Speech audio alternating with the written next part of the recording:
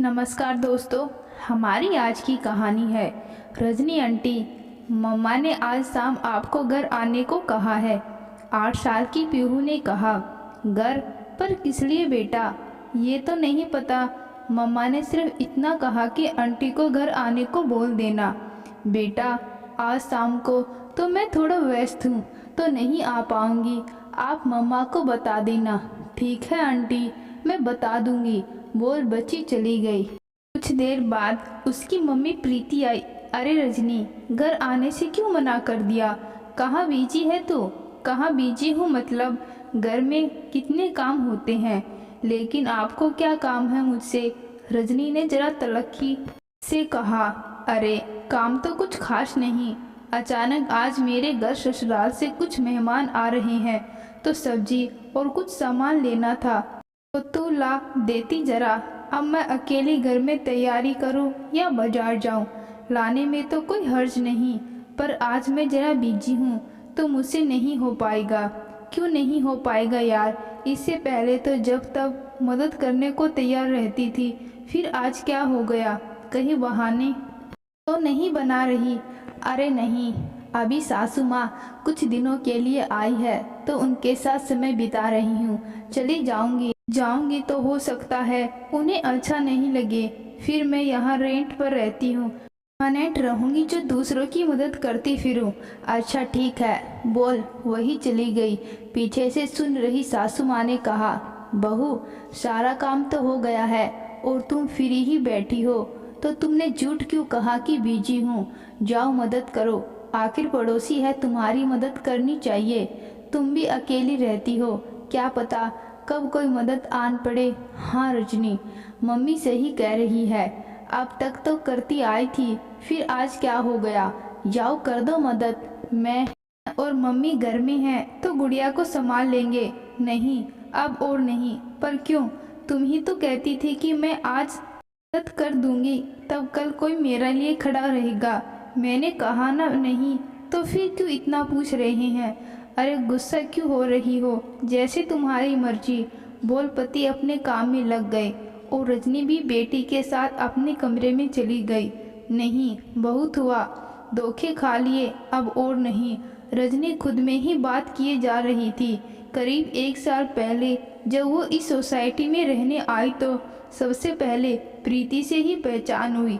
रजनी 6 महीने की बेटी थी। पति ऑफिस चले जाते तब घर में अकेली बच्ची के साथ रहती। एक बार प्रीति किसी काम से घर आई, बस तभी से दोनों की जान पहचान हो गई और साथ उठना बैठना भी। प्रीति जब भी कोई काम कहती, चाहे वह घर का काम हो या बाहर कहीं जाना हो साथ में, वह तुरंत तैयार हो जाती। कितनी बार वो अपने काम के सिलसिले में पूरा दिन बाहर रहती, तब उसके दोनों बच्चों को वही देखती।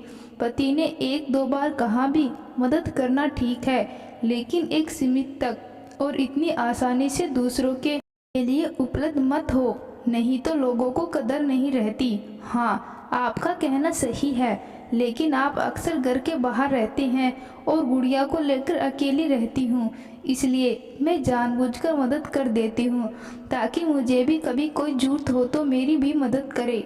आखिर हर सुख दुख में पहले पड़ोसी ही तो होते हैं। हाँ, तुम्हारा कहना भी सही है। रजनी हर वक्त प्रीति की मदद करने को तैयार रहती, लेकिन एक दिन जब रजनी बाजार जा रही थी तो प्रीति से कहा कि आप भी चलो ना मेरे साथ, थोड़ा ज़्यादा सामान लेना है। अकेले सामान संभाल लूँगी या बच्ची को? अगर आप साथ रहेंगी तो बहुत मदद हो जाएगी। उसने तुरंत कहा, नहीं मुझे काम है, मैं आज नहीं जा पाऊंगी, किसी और दिन चलना है तो चल सकते हैं।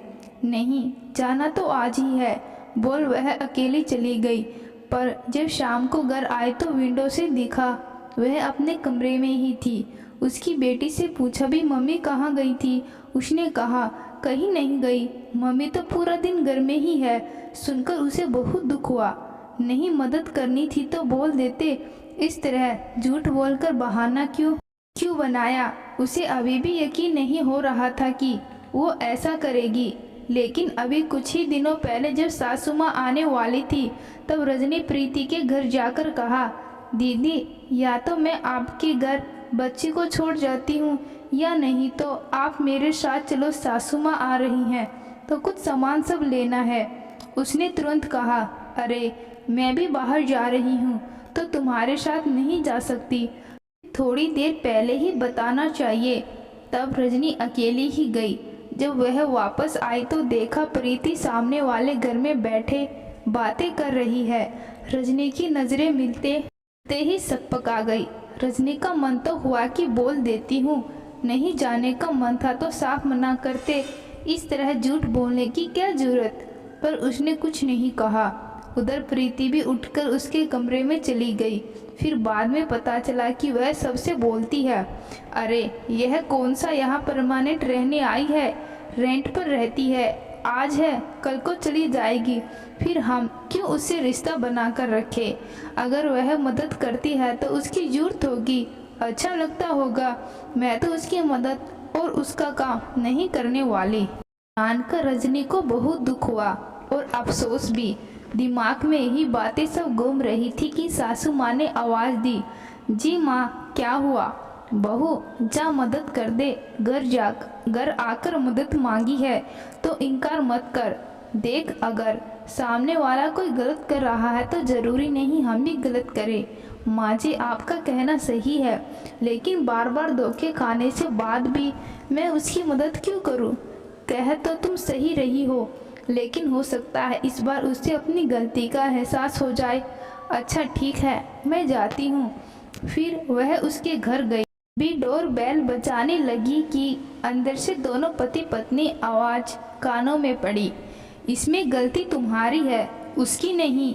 तुम दूसरों के साथ जैसा व्यवहार करोगी बदले में तुम्हें तो वही मिलेगा ना।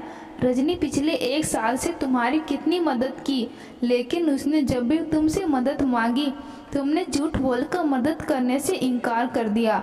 अभी कहाँ गई तुम्हारी वह परमानेंट सहेलियाँ जिसके घर जाकर तुम घंटों गप्पे लड़ाती हो। हाँ ठीक है हो गई मुझसे गलती, तो इतना क्यों सुनाए जा रही हो। सुना इसलिए रहा हूँ कि अब मैच्योर बनो, इंसान को समझना परखना सीखो। उम्र में वह तुमसे काफ़ी छोटी है, लेकिन रिश्ते निभाने की तुमसे कहीं ज़्यादा समझ है। तभी रजनी घंटी बजाई। अरे रजनी तुम। हाँ दीदी लाइए क्या मदद करनी है कर देती हूँ। नहीं रजनी मैंने सारी तैयारियाँ कर ली, बस खाना बनाना है तो मैं बना लूँगी। हाँ तो खाने बनाने में मदद कर देती हूँ, जल्दी हो जाएगा। अच्छा ठीक है आ जाओ। कुछ देर बाद प्रीति रजनी का हाथ पकड़कर बोली, रजनी मुझे माफ़ कर दो, तुम मेरे हर वक्त काम आई, लेकिन मैंने तुम्हारी कभी मदद नहीं की। पर मैं तुम्हें यकीन दिलाती हूँ आज के बाद कभी भी तुम्हें मेरी ज़रूरत हो तो तुम मुझे बस याद करना, मैं हमेशा तैयार रहूँगी। सुनकर रजनी ने मुस्कुराते हुए कहा, हाँ दीदी ज़रूर।